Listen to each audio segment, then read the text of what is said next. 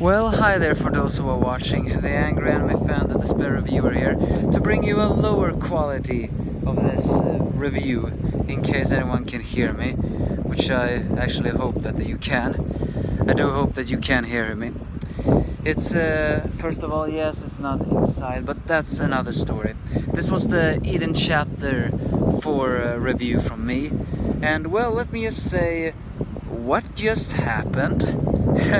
I know for a fact that Hiroshima is a troll and all, but this was beyond a trolling. This was almost like, okay, I don't know what to think of this right now.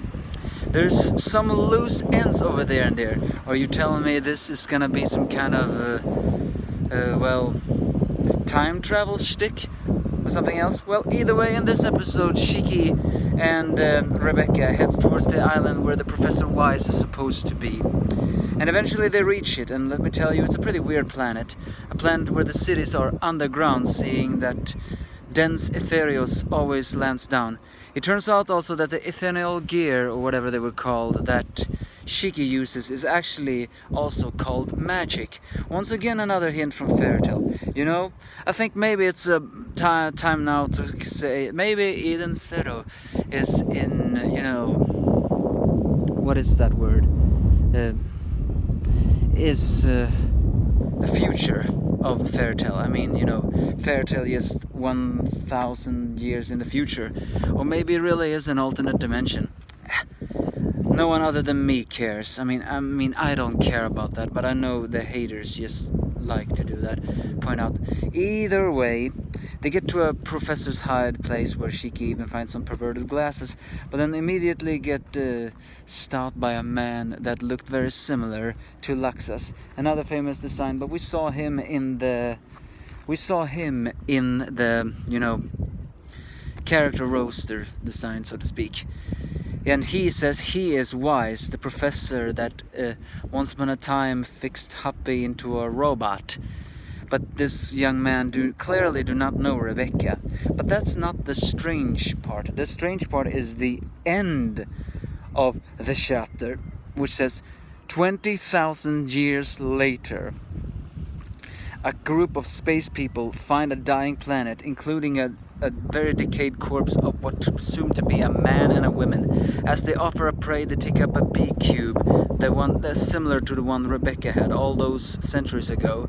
And on the back of that one is Eden Zero, as we see what I can only presume to either be a destroyed planet in half or a comet. You know what? I have no idea what that is in the background. But yeah, that's basically the chapter. Enormously amount of confusing, if you ask me. We just suddenly jumped 20,000 years into the future? And what? Are you telling me that Shiki and Rebecca are gonna die? Are you telling me we're gonna have time travel? Well, technically we did have time travel in Rave Master 2, so it's not that Hiroshima is not used to that yet. But yeah, there are some things that does not make sense here. But then again, that's Hiroshima for you. He never makes work that supposedly makes sense. You just have to go with the flow and accept it as it is. I am the only one who is actually accepting it. The rest of the world just keeps on hating. So, but still, even for me, this was a little bit extreme. Why did we suddenly jump 20,000 years into the future? And what does Eden Zero mean now? Now it's clearly that the title of the manga is meaning something else. Eden Zero, huh? Either way, this was for the first time a chapter I am not really sure what I can rate. Too confusing to me. Way too much confusing. But we're introduced to a new character, Wise, that I very likely do not know Rebecca. So there are some loose ends there. Who, if that's not the Professor Wise, then who was the guy who fixed Happy? Yes, I'm just saying, there are some puzzles here that does not make sense. But besides the hate, give me your thoughts if you have any, if you heard me. Of course, if I do see any negative comment, I will immediately delete that.